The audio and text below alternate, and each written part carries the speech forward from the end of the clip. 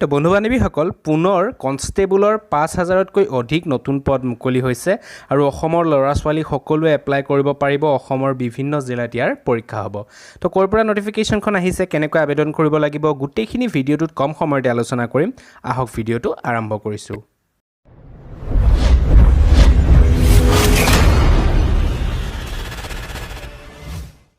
তো বন্ধু বান্ধৱীসকল এই নটিফিকেশ্যনটো আহিছে SSCৰ ফালৰ পৰা আহিছে ইয়াতে কনষ্টেবলৰ পদ মুকলি হৈছে 5846টা পদ মুকলি হৈছে ইন দিল্লী পুলিচত আৰু এই পদসমূহৰ বাবে অনলাইন মাধ্যমেৰে এপ্লাই কৰিব লাগিব আৰু ইয়াৰ এপ্লাই অলৰেডি ষ্টাৰ্ট হৈছে আৰু এই নটিফিকেশ্যনটো চাব বিচাৰিলে মোৰ ডেছক্ৰিপশ্যন চেক কৰিব তাতে লিংকটো দিয়া আছে তো প্ৰথম পোষ্টটোত আগবাঢ়িছোঁ ইয়াতে আছে কনষ্টেবল এক্সিকিউটিভ ফৰ মেল ল'ৰাসকলৰ কাৰণে আছে এই পোষ্টটো আৰু ইয়াতে 3433টা পদ মুকলি হৈছে 2 নম্বৰতে কনষ্টেবল এক্সিকিউটিভ ফিমেল ফৰ ছোৱালীৰ কাৰণে ইয়াতে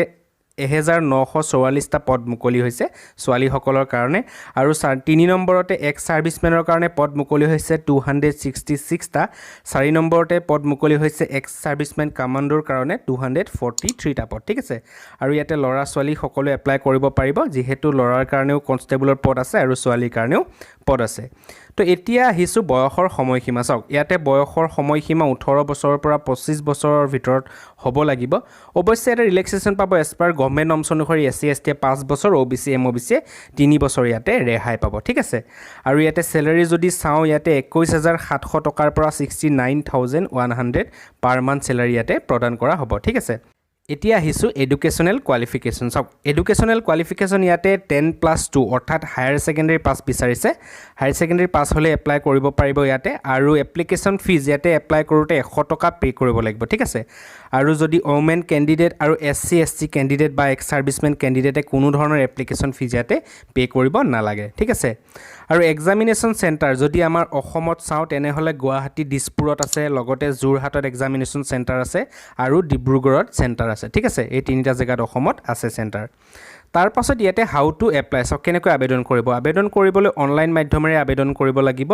ssc.nic.in এই ৱেবছাইটটোত গৈ আবেদন কৰিব পাৰিব ঠিক আছে লিংক মোৰ ডেছক্ৰিপশ্যনতো আছে ইয়াৰ পৰা গৈ ডাইৰেক্টলি আবেদন কৰিব পাৰিব আৰু ইম্পৰ্টেণ্ট ডেট চাওঁ আমি অনলাইন এপ্লাই ষ্টাৰ্ট হৈছে 8 আগষ্টৰ পৰা ষ্টাৰ্ট হৈছে আৰু ইয়াৰ লাষ্ট ডেট হৈছে